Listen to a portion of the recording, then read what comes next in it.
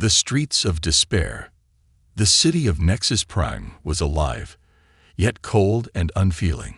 Neon lights buzzed and flickered above the crowded streets, where hundreds of beings from different worlds walked past each other without a second glance. Among them was a figure that barely stood out, slumped against the corner of an alley. She was an alien woman, her appearance pitiful and weak. Her skin, once a vibrant shade of blue, was now pale and ashen. Her thin frame trembled from hunger, and her large eyes reflected only despair. She had been sitting there for hours, holding out her trembling hands, silently begging for help. No one stopped. Humans, aliens, robots, none of them cared. Some threw her disgusted looks, while others pretended she didn't exist. Her stomach growled loudly, but she couldn't even muster the energy to cry.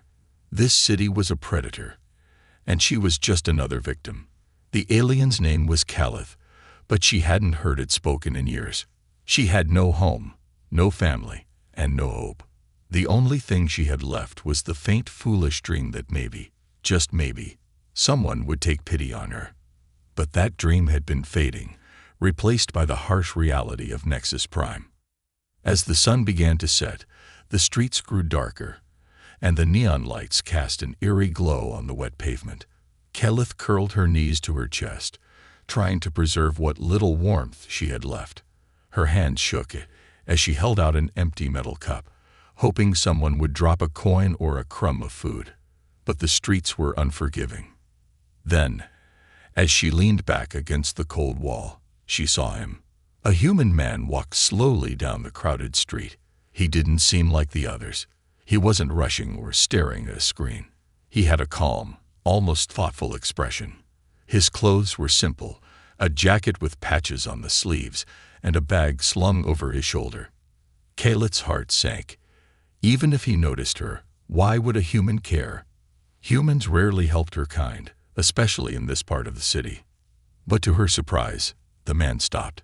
His eyes locked onto hers. Calith froze. Was he staring at her because she looked pathetic?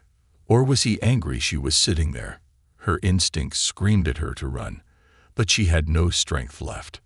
The man knelt down in front of her, and for the first time in years, someone spoke to her. "Are you hungry?" he asked softly, his voice warm and gentle. Calith blinked in disbelief. She opened her mouth to speak, but no words came out. Her throat was too dry, her voice too weak. She nodded instead, her movements slow and hesitant.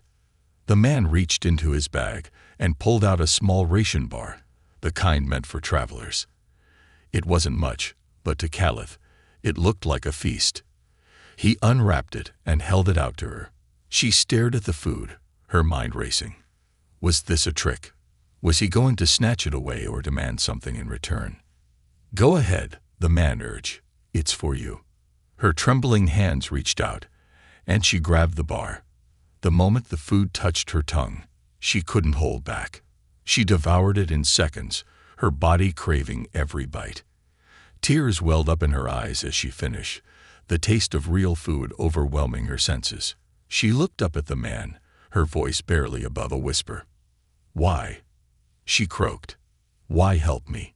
The man smiled gently. "Because no one else will."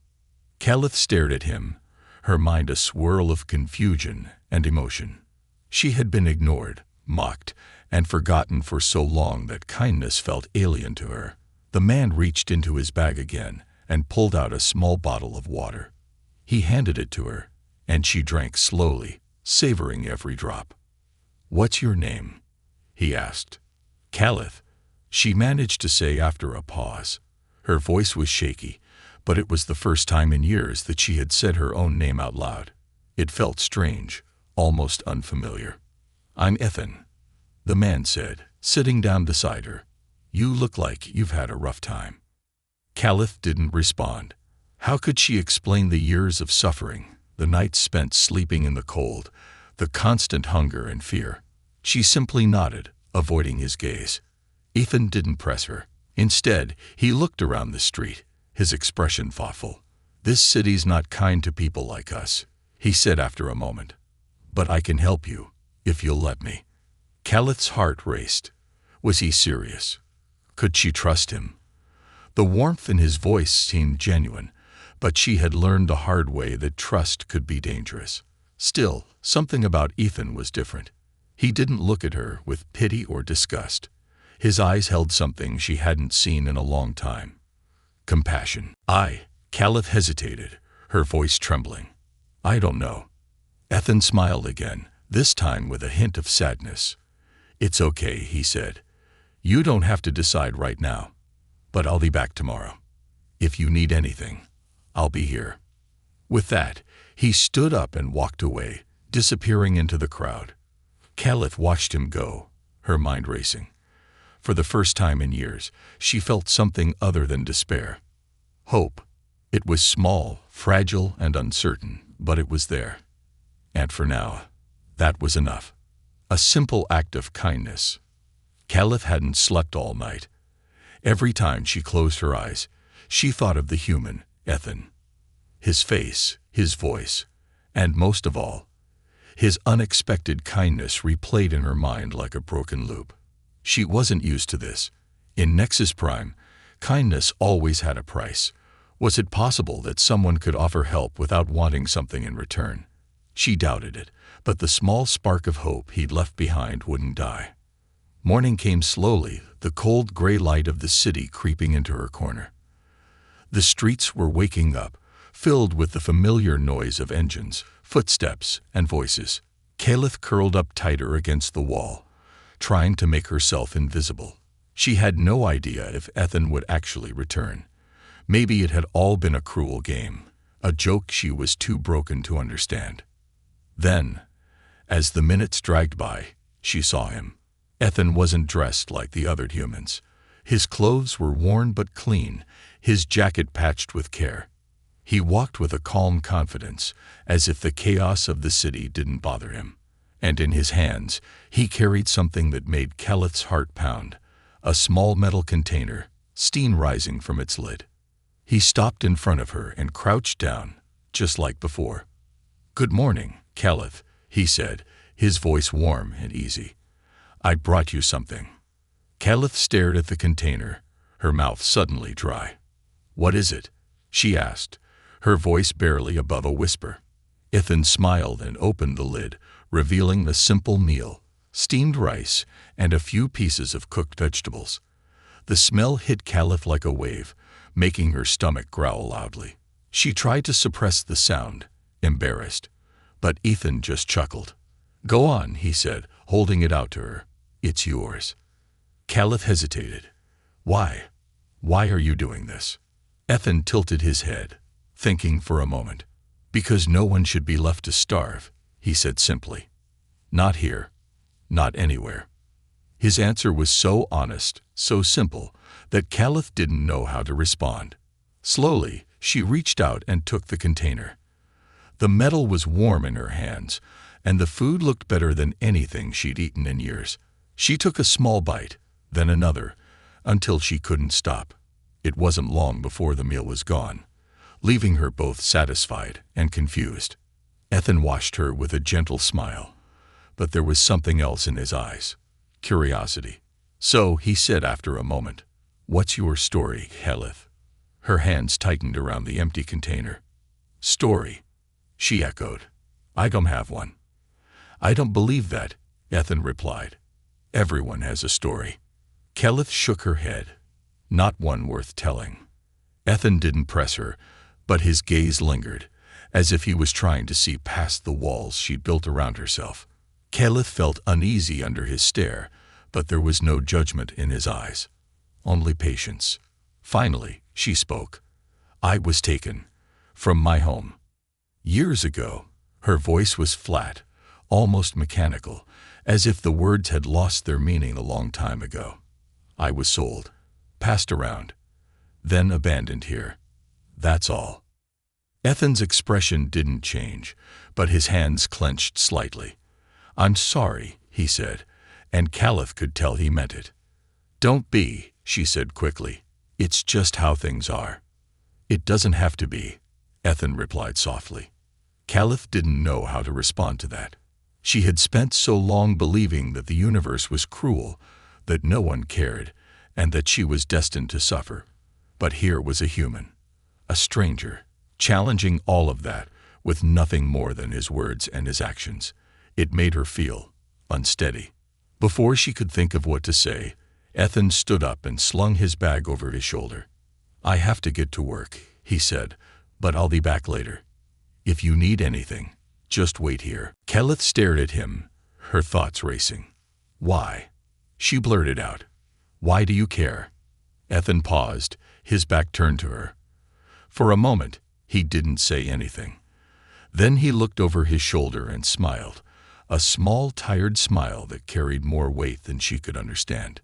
"Because someone helped me once," he said, "and it changed everything." With that, he disappeared into the crowd, leaving Kelleth alone once again. But this time, she didn't feel completely alone. The warmth of the meal still lingered, and his words echoed in her mind. "Because someone helped me once." Kelleth didn't know what to make of it. She didn't know if she could trust him, or if his kindness came with strings attached. But for the first time in years, she felt something stir inside her. It wasn't just hope, it was curiosity. Who was this human? And why did his words make her feel like maybe, just maybe, her story wasn't over yet?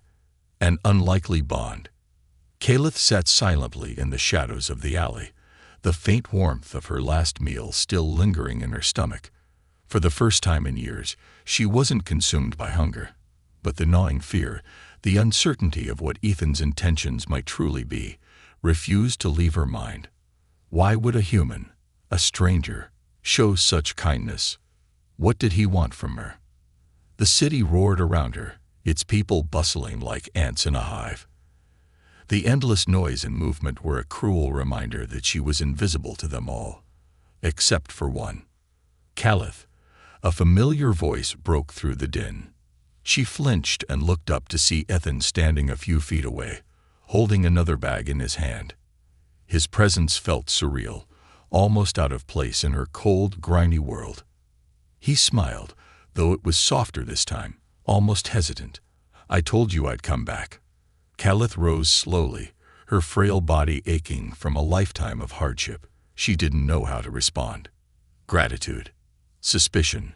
Her instincts told her to run, but her legs wouldn't move. Instead, she simply stared at him, waiting for the catch. Ethan stepped closer and held out the bag. "It's not much," he said. "Just a sandwich and some supplies. I thought they might help." Her eyes darted to the bag, then back to his face. The human was calm, unthreatening, but there was something in his gaze, something heavy, like he was carrying a weight she couldn't see. "Why?" she asked, her voice a whisper. It was the same question she'd asked before, but this time it carried more urgency. "Why do you care?" Ethan sighed and sat down on the edge of the sidewalk, motioning for her to join him. Kelleth hesitated, but curiosity won out. She lowered herself to the ground, keeping a careful distance between them. "I told you," Ethan began. "Someone helped me once, back when I needed it most." Kelleth tilted her head, studying him. "What happened?"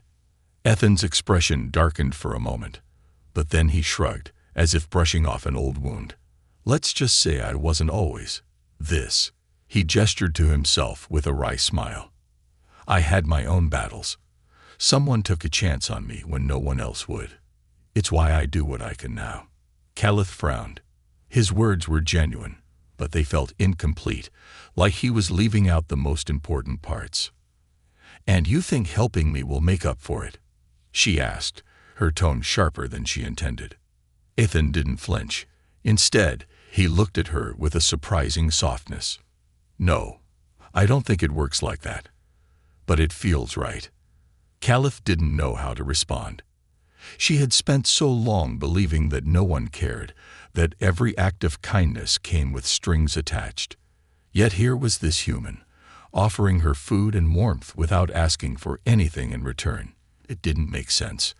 As if sensing her hesitation, Ethan leaned back and changed the subject. "So, what's your plan?" "Plan?" she echoed, confused. Yeah, he said, looking out at the endless stream of people walking by. You can't stay here forever. Nexus Prime isn't exactly friendly to people like you. Keleth's hands tightened around the bag. I don't have a plan, she admitted quietly. This is all I have. Ethan nodded, as if he already knew. He pulled something from his pocket, a small metal key, and held it out to her. What's that? She asked, eyeing it suspiciously. It's to my workshop, he said. It's not much, but it's safe. You can stay there, at least until you figure out your next step. Keleth froze. You're offering me a place to stay. Ethan nodded. It's better than sleeping out here. Her mind raced. It was too much, too sudden. Why would you trust me? You don't even know me. I don't need to know you, Ethan replied simply. I just know what it feels like to have nowhere to go. Keleth stared at him, her thoughts a whirlwind of doubt and disbelief. He was either the kindest soul she had ever met or the most patient predator. Either way, she couldn't deny the pull of his offer. A safe place to rest, even for a little while, was more than she could have imagined. I don't know, she said, her voice trembling. What if? Then don't decide now, Ethan interrupted gently. Think about it. I'll leave the key with you. The workshop's down on Sector Lane, number 42. If you show up, the door's open. He placed the key on the ground between them, then stood up and slung his bag over his shoulder. I'll see you around, Keleth, he said with a small wave before disappearing into the crowd. Keleth sat there, staring at the key. Her instincts screamed at her to run, to throw it away, to avoid whatever trap this human might be setting. But a quieter voice inside her, one she hadn't heard in years, whispered something different. What if he was telling the truth? What if this was her chance? The key gleamed in the faint light, a symbol of something she hadn't dared to hope for in a long time. A choice. A secret revealed. Keleth woke up in the middle of the night, startled by a noise. The workshop was eerily quiet except for the faint hum of machines in the corner. Ethan's safe haven was unlike anything she had ever experienced. It wasn't luxurious. Far from it. But the small cot he'd offered her was warmer than the cold streets, and the smell of grease and metal in the air felt oddly comforting. Yet, something didn't sit right. The kindness of the human was a constant question in her mind. Why had he gone out of his way to help her? What did he stand to gain? And why did he avoid talking about his past whenever she asked? Keleth couldn't sleep. She sat up, glancing around the dimly lit space. The shelves were packed with tools, wires, and strange gadgets she couldn't name. Her eyes wandered over to Ethan's workbench, where a faint blue glow illuminated a partially disassembled drone. Her gaze moved further and stopped on a strange object sitting on the far side of the room. A hologram projector. Curiosity gnawed at her. She knew it was wrong to snoop, but she couldn't resist. Her feet moved quietly across the floor, her heart pounding with every step. When she reached the projector, she hesitated. The blue light from the machine reflected off her skin, making her feel exposed. Was she really going to do this? Taking a deep breath, she pressed the button. The projector hummed to life, and a hologram flickered into view. Keleth's breath caught in her throat as the image solidified. It was Ethan, standing shoulder to shoulder with a group of alien soldiers.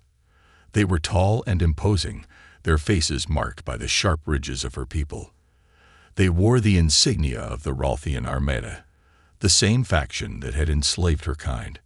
Keleth stumbled back, her mind racing. Why did Ethan have this?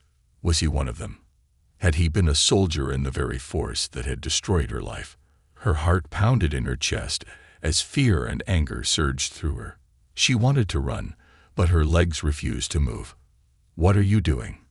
The voice cut through the silence like a blade. Keleth spun around to see Ethan standing in the doorway, his face shadowed but his eyes sharp. His normally calm demeanor was replaced by something colder, something harder. Keleth's hands clenched into fists. What is this? She demanded, her voice trembling with both fear and fury. Why do you have this? Ethan stepped closer, his expression unreadable. It's not what you think. Then explain, she snapped, because it looks like you were working with the people who destroyed my life. Ethan sighed and rubbed the back of his neck. It's complicated.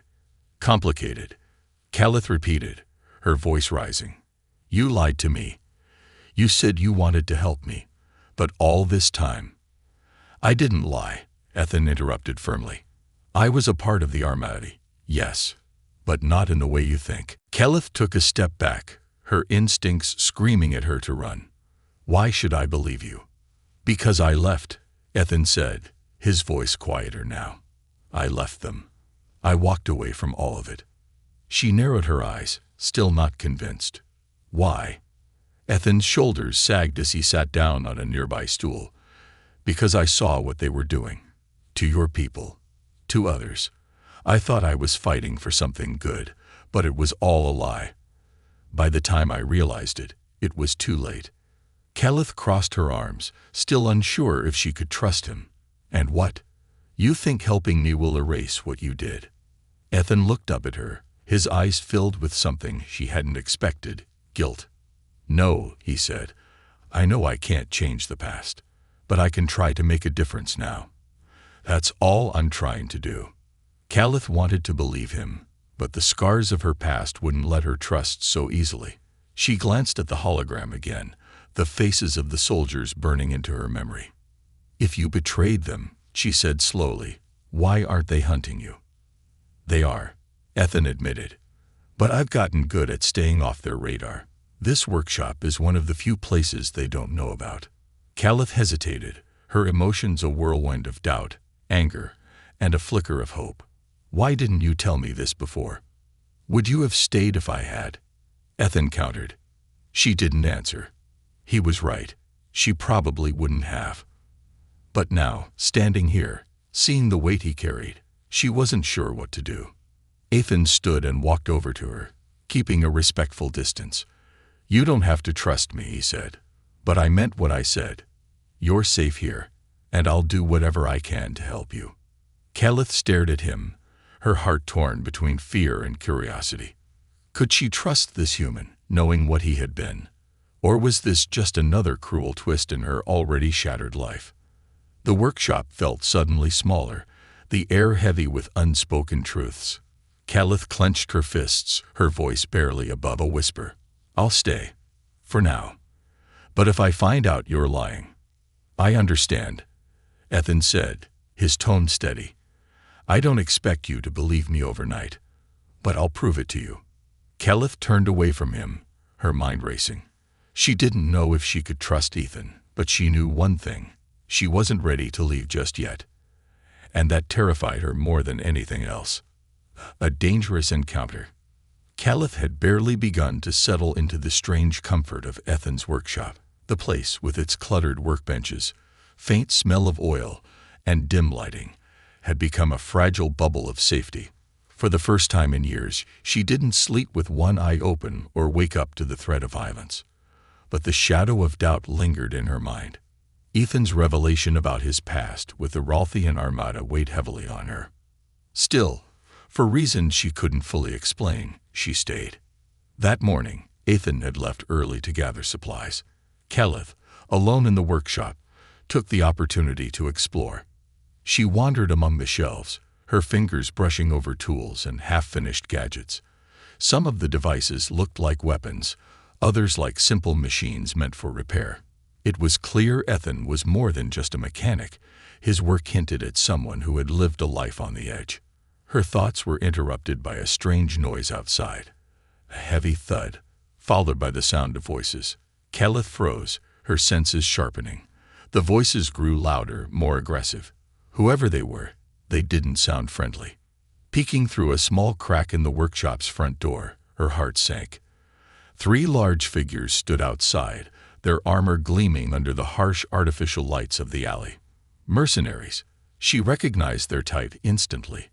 Bounty hunters hired to track down fugitives, smugglers, or, in her case, escaped slaves.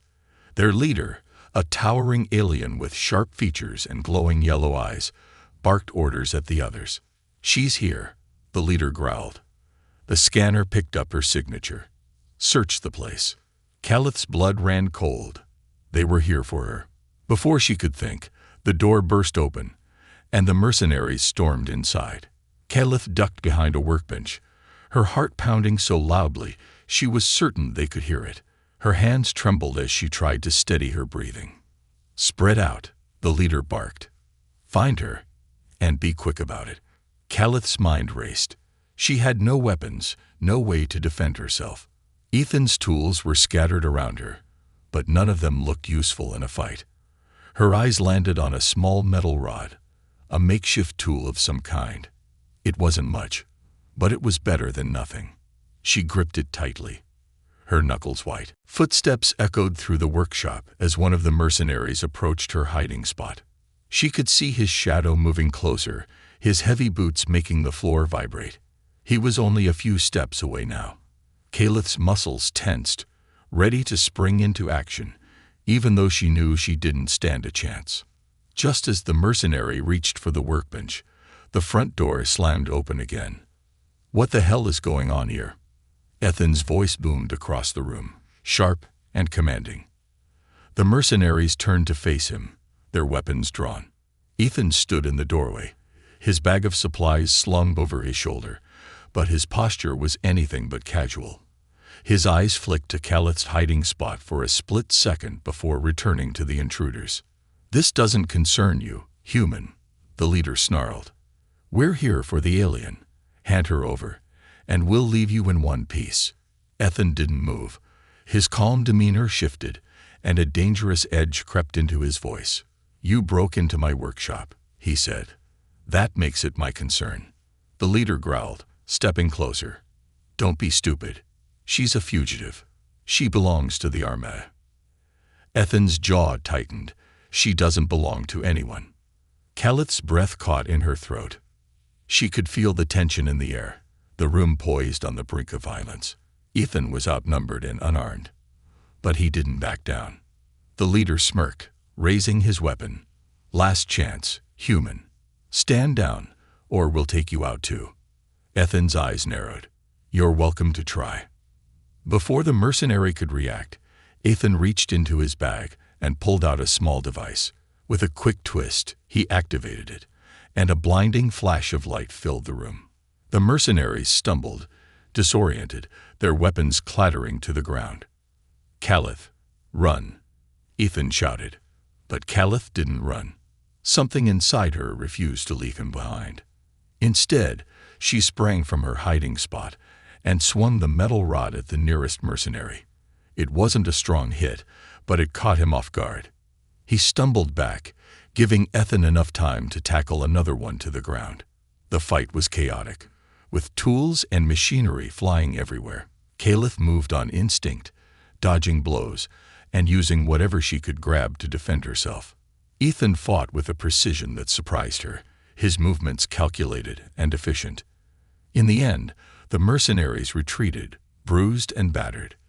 The leader glared at Ethan and Calith as he backed toward the door. "This isn't over," he snarled.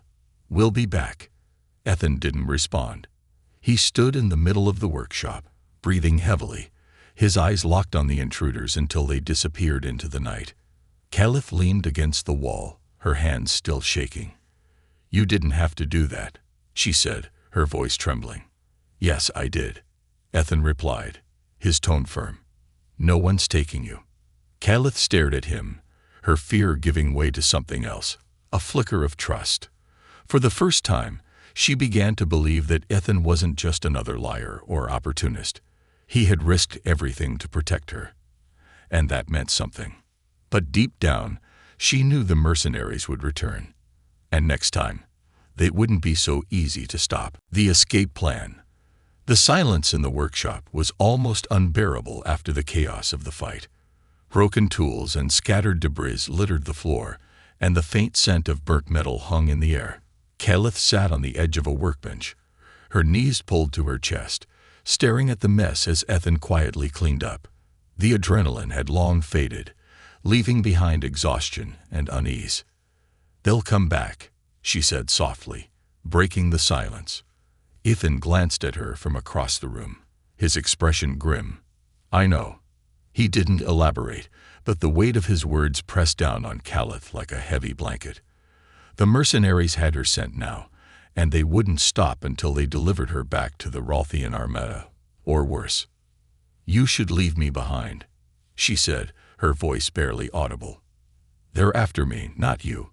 If I go, you'll be safe. Ethan paused mid-motion, a wrench in his hand. He set it down carefully and turned to face her. I'm not abandoning you. Caliph looked at him, her chest tightening. Why? You don't owe me anything. Maybe not, Ethan admitted, leaning against the wall. But I've made my choice. I'm not letting them take you. His resolve was unshakable, but Caliph couldn't understand it. She had spent years being treated as less than nothing, a burden, a problem to be discarded. Now this human, a stranger, was risking his life for her. It didn't make sense. Ethan broke the silence. We need to get out of the city. Caliph blinked. What? They know you're here, Ethan explained, his voice steady. It's only a matter of time before they come back with more firepower. We need to move before that happens. Caliph frowned, doubt creeping into her mind. And where would we go? The Armada controls almost every corner of this sector. Ethan smiled faintly, a glimmer of confidence in his eyes. Not every corner. I know a place. A safe haven. It's far, and the journey won't be easy, but they won't find us there. Caliph hesitated. The idea of running, of leaving behind the small shred of safety she had found here, filled her with dread. But she knew Ethan was right. Staying would only bring more danger. What's this safe haven? She asked, her voice laced with skepticism. Ethan walked over to his desk and pulled out a small holographic map. He activated it, and a faint blue projection appeared, displaying a star chart. He pointed to a distant planet on the edge of the map, its name glowing faintly. Caladan, he said. It's a small, neutral planet on the outskirts of the system. The Armada doesn't bother with it. It's too remote, too insignificant for them to care. But it's home to people who know how to stay off the grid. Caliph studied the map, her doubts slowly giving way to curiosity. And you're sure we'll be safe there? As safe as we can be, Ethan replied. It's not perfect, but it's our best shot. Caliph looked at him, searching his face for any sign of hesitation. There was none. He was completely serious, completely committed. She didn't understand it, but a part of her wanted to believe in him. How do we get there? She asked, her voice barely above a whisper. Ethan grinned, a spark of mischief lighting up his eyes. I've got a ship. It's not much, but it'll get us where we need to go. Caliph's eyes widened. You have a ship. It's an old freighter, he said, shrugging. Ugly as hell, but reliable. It's docked at a private hangar on the outskirts of the city. Caliph nodded slowly, her mind racing. The plan sounded risky, borderline suicidal. But what choice did she have? The mercenaries would come back, and staying here would mean certain death or worse. When do we leave? She asked. Ethan's smile faded, replaced by a look of determination. Tonight, as soon as it gets dark. Caliph swallowed hard, the gravity of the situation sinking in. She was about to leave everything behind, to trust this human with her life. It terrified her, but it also gave her something she hadn't felt in years, a glimmer of hope. As the hours passed, they prepared in silence. Ethan packed supplies, tools, and whatever rations he could find, while Caliph helped as best she could. Her hands shook as she worked, but she forced herself to focus. She couldn't afford to fall apart now. When night finally fell, Ethan handed her a small device, a handheld disruptor. Just in case, he said, his tone serious. Caliph stared at the device, its sleek metal surface cool against her skin. I don't know how to use this. Point and press, Ethan said. It's not fancy, but it'll give you a fighting chance if things go south. She nodded, clutching the disruptor tightly. They stepped out into the cool night air. The the city's lights casting long shadows across the alley. Ethan led the way, his movements confident but cautious. Caliph followed closely, her heart pounding in her chest. The journey to the hangar felt like walking a tightrope over a pit of fire. Every sound, every shadow felt like a threat. She kept her eyes on Ethan, his presence the only thing keeping her grounded. As they neared the hangar, Caliph felt a strange mix of fear and determination. This was it, the beginning of their escape. She didn't know if they would make it, but for the first time in years, she felt like she had a chance. A chance to run. A chance to fight. A chance to live. A new beginning. The freighter shook violently as it broke through the planet's atmosphere, the old engines groaning under the strain. Caliph clutched the armrest of her seat, her knuckles white. The escape from Nexus Prime had been a blur of chaos.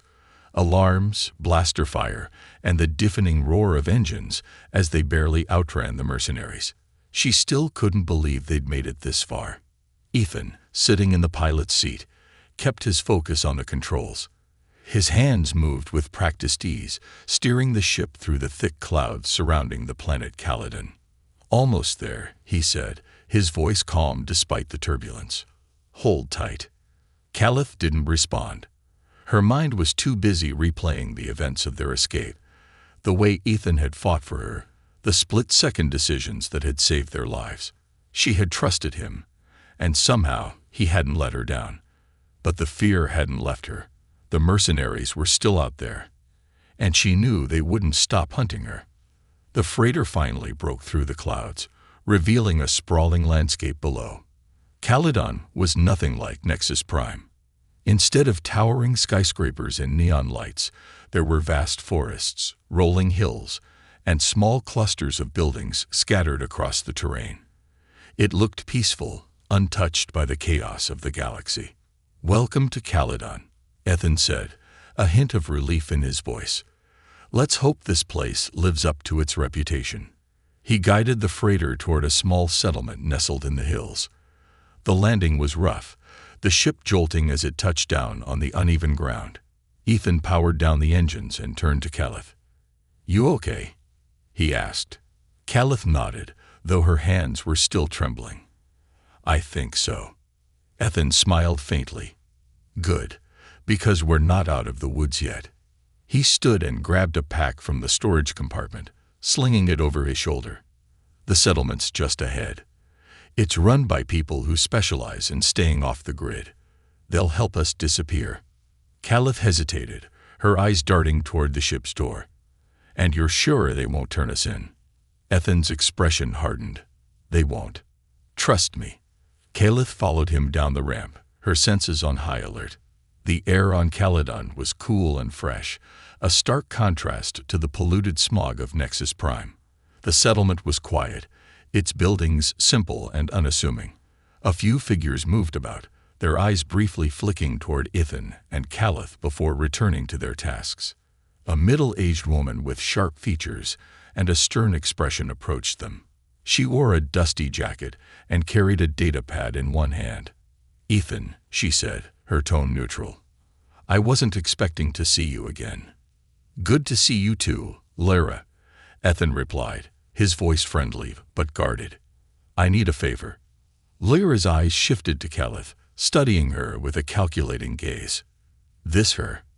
Ethan nodded. "She needs a place to stay. Somewhere safe." Lyra raised an eyebrow. "You realize what you're asking, right? The Armada's been sniffing around lately. Bringing her here could put us all at risk." "I know," Ethan said, "but you owe me." Lyra's expression darkened, but after a moment, she sighed. "Fine. She can stay. But just her. You're leaving." Caliph's heart sank. "What?" Ethan turned to her, his expression unreadable. "You'll be safe here," he said. "Lyra and her people will take care of you." Caliph shook her head, panic rising in her chest. "You're leaving me." "I have to," Ethan said softly. "The mercenaries will keep coming, and as long as I'm with you, they'll have a trail to follow. If I stay, I'll lead them straight to you." Caliph felt like the ground had been ripped out from under her.